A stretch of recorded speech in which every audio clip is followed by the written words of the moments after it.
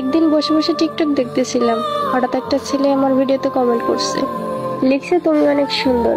আমি কোনো উত্তর দিলাম না। তারপর কিছুদিন ধরে দেখতেছি ছেলেটা আমাকে খুব ফলো করছে, আমার সব ভিডিওতে কমেন্ট করতেছে।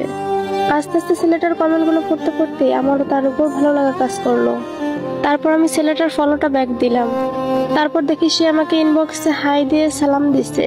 তারপর আমি সালামের উত্তর দিলাম। সে বলতেছে কেমন আছেন? আমি বলতেছি আলহামদুলিল্লাহ ভালো আছি, আপনি ভালো আছেন? বলতেছে হ্যাঁ ভালো আছি। এভাবে আমাদের মাঝে মধ্যে টুকিটাকি কথা বলতে বলতে প্রায় 1 সপ্তাহ কেটে গেল। আস্তে আস্তে ওর উপর ভালো লাগা কাজ করলো। তারপর ও আমার ইমো নাম্বার চাইলো, আমিও না করতে পারলাম না, দিয়ে দিলাম। ইমো নাম্বার নেওয়ার 3 দিন পর ও আমাকে প্রপোজ করলো, আমিও অ্যাকসেপ্ট করে নিলাম। তারপর কিছুদিন পর থেকেই শুরু হলো আমাকে উপদেশ দেওয়া। বললো টিকটক করা ভালো নয়, এখানে ভালো মেয়েরা টিকটক করে না। আমি বললাম খারাপের কিছু নেই, ভালো মন্দ মিলেই দুটোই আছে এখানে।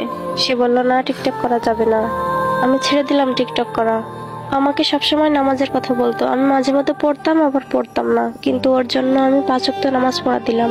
আমার ক্লাসের বান্ধবী এবং কিছু বেস্ট ফ্রেন্ডের সাথে মাঝে মাঝে চ্যাটিং করতাম, সেখানেও আমাকে বারণ করে দেওয়া হলো যে ওদের সাথে কথা বলা যাবে না। আমি বললাম আচ্ছা ঠিক আছে, আমি তোমাকে পেতে চাই। তারপর থেকে আবার বলা শুরু করলো, মেয়েদের তো পড়ালেখা ভালো না, আমি কি আমার বউকে দিয়ে চাকরি করাবো? তোমার আর পড়ালেখা করা লাগবে না, যা পড়েছো পড়েছো। আস্তে আস্তে পড়াশোনাও বাদ দিয়ে দিলাম।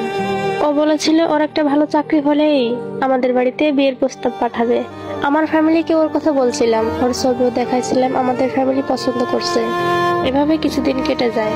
হঠাৎ করে কি জানি হয়ে গেল, আমার মনে হচ্ছে ও আমাকে ইগনোর করতেছে। এসএমএস দিলে রিপ্লাই দেয় না, ফোন দিলে ফোন ধরে না, শুধু বলে বিজি আছি, পরে কথা বলবো। এভাবেই প্রায় 1 সপ্তাহ কেটে গেল। আমার আর ভালো লাগতেছে না, মনটাকে আর বোঝাতে পারছি না কি হলো হঠাৎ ওর এমন করতেছে কেন আমার সাথে। তবুও বেহাইয়ার মতো এসএমএস কল দিচ্ছি, কিন্তু কোনো উত্তর পাচ্ছি না। হঠাৎ ফোন ধরে বলতেছে তুমি আমাকে আর কল এসএমএস দিবা না। আমি বলতেছি কি হয়েছে, এমন করতেছে কেন আমার সাথে, কি হয়েছে বলো খুলে। বলতেছে কিছু হয় নাই, তুমি আমাকে কল আর এসএমএস কখনোই দিবা না। এই বলেই ফোনটা কেটে দিল। তারপর থেকে আমার কোনো ফোনই ধরতেছে না। আমি ভাবতে লাগলাম এটা আমার সাথে কি হলো, যার জন্য আমি সবকিছু ছেড়ে দিলাম, আজ সে আমাকে ইগনোর করতেছে। এটা আমি কি করলাম? আমার নিজেকে খুব নিঃস্ব মনে হচ্ছে, আর বাঁচতে ইচ্ছে করতেছে না। আর ভাবতে লাগলাম বাবা মাকে কি বলবো। পরে জানতে পারলাম ছেলেটার নতুন একটা জিএফ হয়েছে, তার জন্য এমনটা হয়েছে। আর এত সময় যে গল্পটা বললাম এটা আমার না, একটা আপুর গল্প আমাকে শেয়ার করছে, তাই আপনাদের মাঝে শেয়ার করলাম। আর আমি সবশেষে একটা কথাই বলতে চাই, অন্যের কথায় কখনো নিজেকে পরিবর্তন করবেন না।